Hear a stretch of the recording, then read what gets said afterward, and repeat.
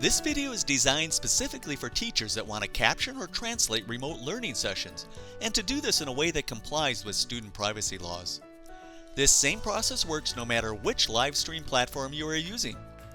This video assumes you already set up a streamer website for you or your school. If you have not, then here's a video that shows you how to do this. And it assumes you have already created streamer accounts for your teachers and students. User accounts are the way a person accesses the private and secure captioning rooms that come with your paid subscriptions. So again, with each paid subscription, you receive a private and secure streamer room, and you can allow as many people as you want to enter that room to view the captioning. There is no cost per student or per session. You are only paying a subscription for each room. You can share your room with as many people and as many students as you want, without having to pay anything extra. To access those rooms, each person needs to log in with a user account that has been set up for them. To ensure privacy, user accounts always have a password. Again, you can create as many accounts as you want. They are all completely free. To learn how to create user accounts, watch this video. Okay, let's show you how to set up captioning and translation of your remote learning session. It's just 3 quick steps, and at the end of this video, I'll show you how to create a desktop shortcut that automates this process. First, go to the streamer website and log in using your account. In this case, I'll assume the name of the teacher's account is Ms. Anderson. Second, click on the room you want to use. And third, click on the microphone. Now everything you are saying is captioned. You can keep the window open to view the captioning, or you can collapse it and have it run in the background like this.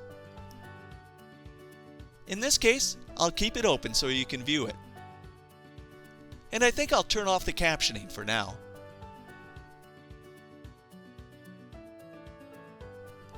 The students that want to view the captioning also log into Streamer, and they'll do that using their account. I'll show you this on this separate browser. On the left is what you'll see on your computer, and on the right is what the students see on theirs. You may have set up individual accounts for each of your students, or a shared account that everyone will use, or a combination of both. In this video, I'm assuming you have set up a single shared account for all your students to use, and that account is called Ms. Anderson-English. Note that you could also have an account for Spanish or other languages that non-English students or their parents can use. Just as you did, the students go to www.streamer.center, log in using their account, and click on the room. Now, when I turn the microphone on my computer, the students will see the captioning on their computer. They can of course position and resize the streamer window to their preferences and increase or decrease the font size like this.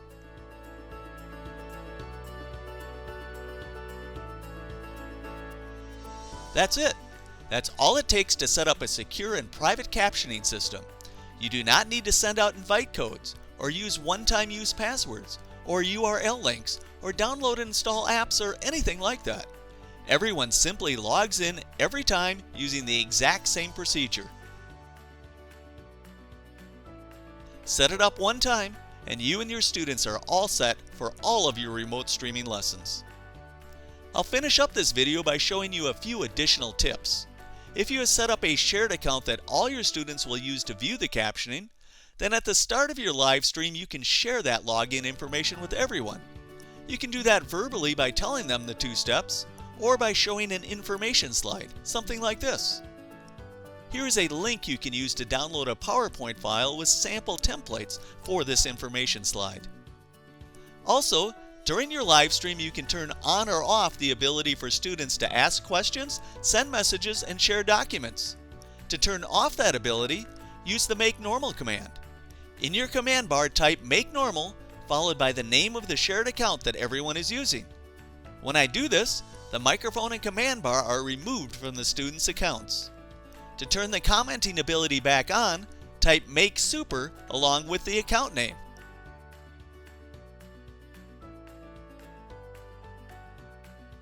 There!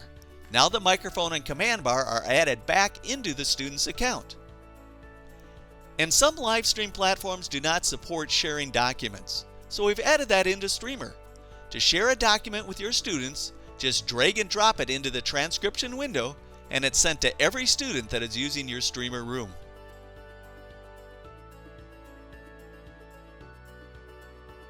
And one more tip. Here's that shortcut I promised to tell you about at the beginning of this video.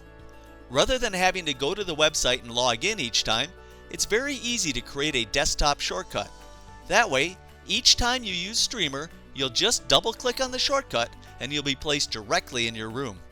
To do that, on your computer go to the Chrome Settings menu, hover over the More Tools item, and then select Create Shortcut.